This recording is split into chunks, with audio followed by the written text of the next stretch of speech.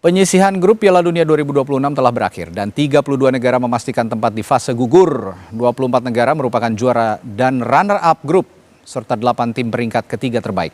Iran yang sebelumnya berpeluang melaju lewat daftar 8 peringkat tiga terbaik harus mengubur harapan lolos. Terdampak pertandingan Aljazair yang secara dramatis bermain imbang 3-3 melawan Austria.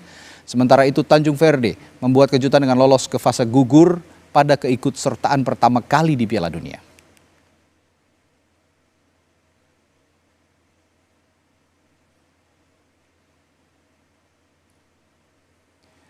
Pada babak 32 besar, salah satu laga yang menarik untuk dinanti adalah partai Jepang melawan juara dunia 5 kali Brasil. Jepang sebagai wakil Asia boleh dibilang mengalami peningkatan pesat sejak gelaran Piala Dunia 2022. Di fase grup, Jepang dan Brasil mengakhiri penyisihan tanpa kekalahan. Jepang bahkan menahan imbang kekuatan besar Eropa Belanda. Sementara Brasil sempat diragukan penampilannya usai ditahan imbang juara Afrika Maroko.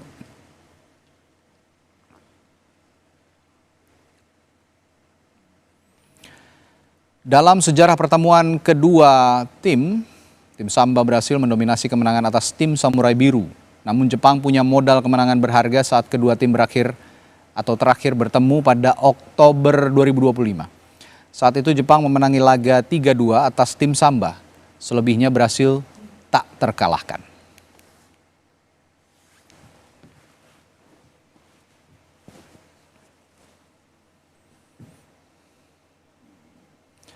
Dan langsung saja kita bahas bagaimana peluang tim Samurai Biru Jepang saat menghadapi Brasil nanti di 32 besar, babak 32 besar bersama analis sepak bola M. Kusnaini.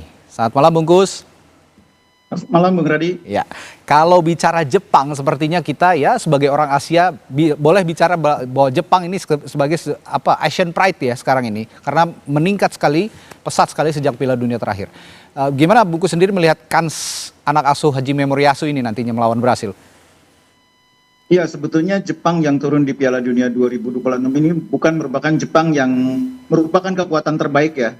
Saya pikir Jepang sangat kehilangan tiga pemain yang harus absen menjelang Piala Dunia, terutama Endo ya yang pada saat-saat terakhir diputuskan tidak bisa bergabung dengan tim. Dan Kaoru Mitoma ya. Salah satu pemain yang tidak saja penting tapi juga sekaligus kapten kesebelasan. Ya. Jepang juga menurut saya kehilangan dua pemain yang lain ya, pemain sayap kiri Mitoma dan pemain yang biasa bermain di posisi di belakang striker Minamino. Ini kehilangan tiga pemain ini membuat Jepang sebetulnya bermain tidak sebagus yang dibayangkan ya. Tidak seperti yang kita harapkan, yang kita lihat dalam sejumlah pertandingan uji coba ketika mereka pernah mengalahkan Brasil, pernah mengalahkan juga Inggris. Nah, Jepang agak sedikit menurun sebetulnya di Piala Dunia kali ini dengan kehilangan tiga pemain itu. Ya, Takumi Minamino, lalu ada Wataru Endo dan juga pemain Brighton Kaoru Mitoma. Dan ditambah kabar terakhir Takefusa Kubo juga Bungkus ya. Kabarnya juga menderita cedera. Ini apakah juga akan sangat memengaruhi lini depan nantinya? Iya, yang terlihat di Piala Dunia kali ini daya dobrak Jepang di depan memang menjadi sedikit berkurang ya. Kita bisa melihat dalam pertandingan uji coba Jepang itu selalu kesulitan memanfaatkan area half space. Padahal kita tahu bahwa permainan Jepang itu salah satu kelebihannya adalah mereka pintar memanfaatkan area half space ketika mereka melakukan pressing tinggi. Jadi Jepang ini termasuk tim Asia yang agak unik karena mereka bermain dengan pressing yang cukup tinggi. Berani mencoba menekan lawan sejak di area pertahanan lawan, terutama ketika mereka kehilangan bola. Itu yang membuat mereka menjadi tim yang sulit untuk dikalahkan oleh banyak tim karena mereka selalu bermain dengan agresivitas tinggi, intensitas tinggi dan selalu berusaha untuk tidak pernah kehilangan bola dan segera merebutnya lagi ketika kehilangan bola sejak di area pertahanan lawan. Itu kelebihan Jepang yang tidak semua tim Asia bisa melakukannya. Nah, kehilangan tiga pemain itu ditambah sekarang Kubo membuat daya pressingnya itu agak sedikit berkurang. Pemain-pemain yang menjadi pengganti tampaknya tidak sebaik yang hilang itu. Di kiri ada Nakayama, tapi Nakayama juga tidak sebaik kalau ada Mitoma. Begitu juga ada Ritsu Doan juga tidak sebaik Minamino.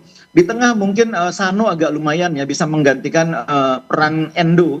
Tapi secara keseluruhan leadership yang dipunyai oleh Endo itu yang tidak bisa digantikan oleh pemain lain. Ya, Selain agresif, ada juga yang mengatakan bahwa Jepang ini bermain dengan smart gitu ya, dengan melihat atau mengingat postur mereka yang sebenarnya di bawah postur-postur orang Eropa begitu ya, orang Amerika Latin, tapi mereka bisa bermain smart dengan bola-bola placing atau juga heading-heading placing. Anda sependapat soal ini? Iya, jadi saya pernah mengatakan bahwa Jepang itu salah satu tim Asia dengan struktur permainan yang paling bagus, dengan cara bermain yang paling paling mudah diterjemahkan oleh pemain di lapangan. Jadi mungkin karena faktor Hajime Moriyasu yang sudah cukup lama menangani tim ya, meskipun sayangnya belum mendapatkan gelar, tapi dia mampu membuat pemain itu mudah memahami apa yang dia inginkan. Itu yang membuat permainan Jepang itu sistemnya sangat baik. Sistemnya itu mudah dipahami oleh pemain dan jadi enak ditonton. Jadi semua pemain tahu apa yang harus dilakukan dan pemain bisa menerjemahkan game plan yang dibuat oleh pelatih hampir dengan sempurna pada setiap pertandingan. Oke, di sisi lain Bungkus, Brasil kan awalnya sempat diragukan karena pada saat awal penampilannya ditahan imbang Maroko. Gimana sekarang so far Anda melihat sejauh ini Brasil di gelaran Pesta Bola Dunia? Iya, di pertandingan pertama memang kita melihat Brasil agak sedikit kurang maksimal ya. Tapi sesudah melewati 3 pertandingan fase grup, saya mulai melihat Brasil sebagai ancaman. Sebagai tim yang tidak boleh diremehkan di Piala Dunia kali ini. Sebelum Piala Dunia mungkin tidak banyak orang yang menyebut nama Brasil sebagai kandidat juara ya. Orang lebih fokus ke Spanyol, ke Argentina, ke Prancis, 3 nama. Tapi setelah melihat 3 pertandingan, saya melihat Brasil ini punya potensi menjadi tim yang mengejutkan ya. Mereka punya lini depan yang sangat bagus. Neymar belum di level terbaiknya. Tapi pemain-pemain yang ada, Matheus Cunha, ditambah Vinicius Junior, ada Thiago juga, ditambah Rafinha, sayangnya Rafinha kabarnya terakhir cedera, itu sanggup menggantikan peran Neymar sebagai pemain yang menjadi pendobrak di depan. Ditambah lagi Brasilnya memiliki lini tengah yang kuat ya, Paqueta dan kawan-kawan, di belakang juga mereka juga Gabriel dan kawan-kawan juga solid. Itu yang membuat Brasil menurut saya ekspektasi publiknya sekarang nggak terlalu tinggi. Ini yang menguntungkan bagi Brasil. Carlo Ancelotti bisa lebih nyaman karena publik Brasil tidak terlalu membebani harapan terlalu tinggi ya. Itu yang membuat mereka bisa bermain lebih nyaman. Ditambah lagi memang tidak adanya Neymar itu sebetulnya sedikit membantu ya. Karena Neymar biasanya kalau ada Neymar, permainan itu Neymar sentris. Kali ini dengan tidak ada Neymar, semua pemain berkontribusi, semua pemain punya peran, punya tugas, dan itu saling mengisi akhirnya. Nah terakhir singkat Bungkus, selain laga Jepang versus Brasil, ada juga potensi final yang terlalu pagi katanya. Kalau memang kita lihat bracket sebelah kiri 32 besar, ini potensi antara Jerman dan Prancis di 16 besar. Menurut Anda laga ini bakal terwujud kalau melihat bracket sebelah kiri di 32 besar? Iya, sebetulnya ada 2 peluang di 16 besar yang bisa menjadi final kepagian ya. Pertama Jerman melawan Prancis, yang kedua Spanyol melawan Portugal. Betul. Ya. Dan itu bisa terjadi kalau Jerman bisa melewati Paraguay. Rasanya bisa karena Jerman belum pernah kalah dari Paraguay dari 2 pertemuan. Kemudian Prancis melawan Swedia, Prancis dominan melawan Swedia. Jadi pertemuan Jerman melawan Prancis ini rasanya akan terwujud. Begitu juga dengan Spanyol melawan Portugal. Spanyol di atas kertas lebih kuat daripada Austria. Begitu juga Portugal, saya pikir bisa melewati tantangan Kroasia. Jadi di 16 besar nanti ada 2 final kepagian ini. Jerman lawan Prancis, Spanyol lawan Portugal.